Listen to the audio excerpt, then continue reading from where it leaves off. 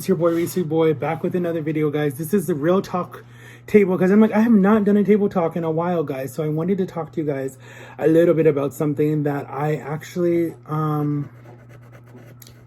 just realized that I've never talked about on my channel, guys. Okay, so for you guys' information, it kind of goes with the adoption story, guys.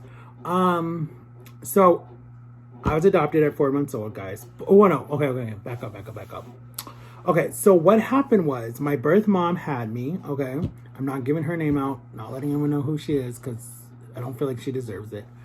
But anyway, so she gave me up basically and I was put into foster care. So I've been in the system, I've been a part of foster care, guys, and I want to tell you, be grateful for the family that you have. Be grateful for what God gave you. Be grateful for the knowledge and the people that he put into your life. I wasn't in it that long, guys, because I was only 4 months old. So it wasn't like I was in there that long, but I was like from home to home and then to this family that I live with now. So basically why I wanted to talk to you guys about this was because I've always been very curious about the whole foster care system and the social services and the adoption whole thing, and why it's very dear to my heart, and why I feel like one day I probably will work as one, like, you know, as my side job or something. So that's probably going to be my plan. But my aunt was a social worker, and she said it's a hard job, and she says that there's moments that you probably want to go in the home and beat up the parents for hurting the child, but you can't do that because you'll get in trouble. So she said that a lot of times what people do is they just remove the child. But what I wanted to talk to you guys really about is how these people are, these social workers are not checking where these children live or where these teenagers live, or these, because basically what happens is, okay, so this is what happens. Anyone who's in the foster care system, you know what I'm talking about. When you turn 18, you're out. They kick you out into the street. They're like, good luck. Some might give you $100. Some might be like, you're no longer our problem anymore. And, you know, we're done. You know, like we took care of you as best as we could. And, you know, unless that time frame that when you were going from foster home to foster home to foster home, and in that time frame, you were going to school to school to school to school, hopefully in that time you were very paying attention in school so you can, one, get a scholarship, two, or hopefully working in between there, so you've saved up enough money for when the system tells you, okay, you got to get out of that foster care home. If you're not adopted, a lot of kids try to get adopted before they turn 18 because they feel like no one will want an 18-year-old moving into their family because they're scared of that person being in their own mindset, and is that person going to be safe, and is that person going to be like rude to you? But a lot of people still adopt, I think, kids at that age. Well, not really, not so much. They really say that after you reach 12, people are scared to adopt you. And I think that is so messed up. I think people should adopt you no matter what age you are, because I feel like everyone needs a home and everyone deserves, sorry guys, my leg is itching. I feel like everyone deserves a home and everyone deserves a family, someone that they can actually call family, especially if they have a bad situation where, you know, their mother was abusive or their father was abusive or they were drug addicts or alcoholics or whatever, or their grandmother died and whatever, whoever raised them. They need a family. I feel like they need a family. And I feel like that breaks my heart to know that a lot of these people that are homeless, these kids that are homeless, are because they were kicked out of the system and no one wanted them. So they have turned to the street and they have lived in the street, and that's their life. And that's how they make a living, by doing whatever the street taught them. So they don't know better, you know? But then, you know, deep in their heart, they're still like that broken little child that was taken away from their mom, or taken away from their dad, or taken away from their grandma or their brother or their auntie or whoever, or watch something happen to their family member and it's traumatized them. A lot of people that are on drugs and alcohol have had something dramatic happen to their life. It's not like they picked up and said, oh, I want to do this. It's like, it's genetics, one, or two, something dramatic happened to them and they wanted something to deal with the pain. So they were like, what can I find? So some people just choose different stuff, but I'll do a different video just on the topic of addiction, because I feel like that I need to talk about that with my channel because of how a lot of people reached out to me when I did the suicide video. I definitely want to do some more videos, not so much on that, just about different addictions that people have and just talk about it. I don't know if I did one already, but I feel like I need to do another one just to update you guys. Um, so knowing that you were taken out of a home, right? You're always going to deal with what was wrong with me. Why didn't anyone want me? What happened? Like what's going on, you know? And you're always going to have that issue in the back of your head. And I dealt with that. I still kind of deal with it in a way, you know. I know what I want in my relationship with whoever I get with next. And I know, and I think that that's kind of like and why a lot of people in some of their relationships are so clingy to the person, because it's like they need that person, and they need that person to be like, it's okay, I got you, I'm not going to leave. And I feel like that's sometimes what chases away people's relationships, because they're so clingy. The person's like, oh my God, I don't want to deal with someone so clingy. You remind me of my mother, or you remind me of my whatever. It's like, I want someone that's totally stable. You know, that's what I think happens a lot of times. And in a lot of my relationships, I've been clingy. I've been so clingy. And that's why even with Jama, I'm trying not to be so clingy to her, because I don't want to make her miserable. So even though she's like, no, you're fine, like I would tell you, believe me, I'm like, okay, cool, you know, like it's good.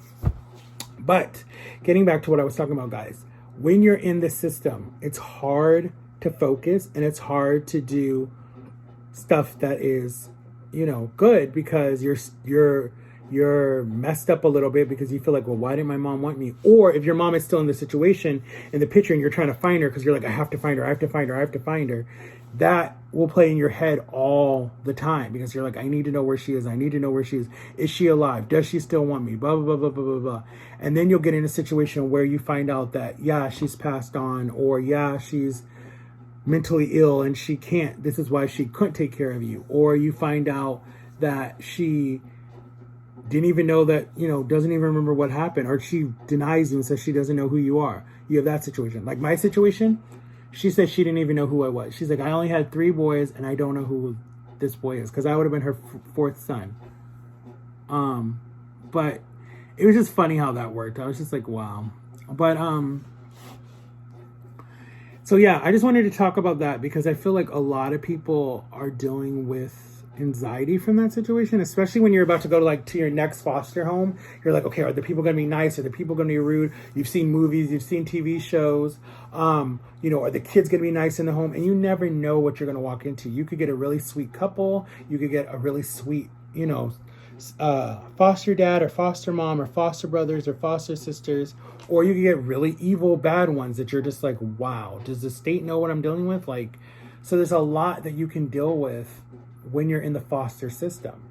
And there are thousands and thousands of kids that are in the foster system that break my heart, because Florida does this thing, especially around like the holidays. If you live in Florida, you know what I'm talking about. If you watch the news, you might not even watch the news, or your grandparent or your mother or your father, whoever watches the news, or you are part of it. It's called what is it called? Permanent home, or wish home, or something home, miracle home. I don't know what it's called. It's basically where they have these homes where these people are been waiting to adopt the child. And what they do is they put the kid on the news, and they put the number down there to basically say that you still have time to adopt this child. And they try to get this kid a home for the holidays, so they're not by themselves for the holidays. And I think that is so amazing and so adorable, because it's like these news people who want to work with these kids want to get them a home, and they try really hard. They do a lot of stuff for them. Like literally, they do a lot of stuff for them in the one little clip or the commercial or something. You know, you learn about the kid. And then at the end of probably like right before Christmas, probably when December hits, you get to know that they got adopted, or they got their forever home. That's what it's called, forever home. It's a big thing that Florida does every year, or at least Orange County does, where I live. It's called the forever home, and they do a whole month-long thing. And I think it's about to start. I don't know, with the whole epidemic we're dealing with. I don't know if they're doing it this year, but they do it every December, November, and they start it. It's called the forever home, and it's like, it goes crazy. So if I had the means, guys, and if I had money, believe me, I would adopt a child in a heartbeat. I literally would. And I don't care what age they are. Me and John actually talked about being foster care parents. We really wanted to be that, or do a foster care system, just to be like, we wanted to get them right when they're coming out of juvie, because I feel like when they're that young, you can still save them. I feel like when they've just been through so much. And me, when I've worked around kids, when I worked in the youth group and stuff, all they want is someone to listen to them. They want someone to come down to their level and understand what they're going through, and not judge them and not bully them and not be abusive towards them. Just hear them. That's all they want. And I remember helping a lot of kids with that. I remember a kid named Cody who he had a lot of different issues. He was like wetting the bed because he was so stressed out from different stuff. And he was like being bullied at school for it. And he was like, there was a lot of stuff that he was dealing with because of just issues when he was, when he lived with his mother and he was taken away from his mother. And he was in a better situation now. And I remember when he came to my youth group, we like just became like really fast friends. He was around my age. Like I think I was like 18 and he was like 16 or something. Like we were not that far apart, or as age groups, but we were just friends. Like he would come every Wednesday night. Every time the church was open, he was there. He literally would like have the group person, because he lived in a group home. He would have them bring him in the van, and it was a bunch of kids that came from the home. And they just wanted someone to love them and listen to them. And then we would do a big Christmas drive and give Christmas presents to people who couldn't afford Christmas presents or were not going to have a good Christmas. And we would do shoe boxes and different stuff like that every year and send them overseas. And then we would do them here, and it was different stuff. So we would give a lot of Christmas boxes. We would do a lot of Christmas boxes for the kids and collect like 18 wheelers. Like, I mean, big trucks of just Christmas boxes or shoe boxes full of like toothbrush and toothpaste and clothes and little toys and different stuff for them to just like, but these were for the different countries. And we worked a lot with like Africa and Kenya and Japan and the Philippines and Germany and the UK. Like we sent stuff everywhere to kids that were like not going to have a really good Christmas. I need a burp. They weren't going to have a really good Christmas, so we wanted to give them a really good Christmas. And it was really cute. It actually broke my heart, because I remember, it didn't break my heart. It actually made my heart. It made me happy. I remember I just turned 21. And I remember I had Walmart. I think I was at Walmart or something. And the cashier looked so familiar to me. And then he said, "Matt?" And I was like, "Yeah." He's like, "Oh my goodness." And he started crying and gave me a hug and everything. He's like, "You changed my life by just being there for me, just listening to me." He's like, "I'm in my forever home. I got a home. I'm happy." He's like, "I've been with them since," because when I met him, he was like 11 or 12. And now he's like 19 or 20 or something like that. Going to UCF, going to the college, super, super smart. Got there on some type of like sport scholarship. I think it was like a soccer scholarship or something, or football. I don't remember. And he was like, "I owe my life to you." And that like I started crying, because I'm like, really? Like, I was like, I don't even feel like I've done anything. And he's like, "No." He's like, "You just listened to me and understood me and was like, everything's going to be okay. And like, you didn't judge me or anything." And I was just like, wow. So it's like, your words do matter to people. Like, no matter what you say, if it's good or negative, it does matter to people, and it can hurt people. I will never forget that, like meeting him again after all those years. I will never forget that. And I will never forget people who have said that I've saved their lives from just being myself and putting stuff out there on YouTube and just having fun with social media instead of turning it into such a negative thing and crying and being depressed and being angry, just having fun with it. Like, that's why I'm so happy to have this platform. But I don't want to be all about myself. But yeah, I'm definitely going to try to see if I can look more into that and do more like series about that. And like, I want to start a documentary series about different stuff that means a lot to me. Even though I just said I'm not going to talk about myself, I'm just talking about myself. But there will be more documentary series like that, different things. But comment below, guys, what you want to see me start talking about at Table Talk, guys.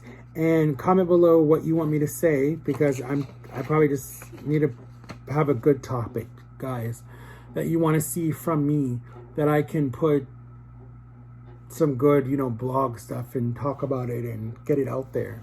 So, but I love you guys. Make sure to like and subscribe, turn on my notification bell, and I'll see y'all later. Peace.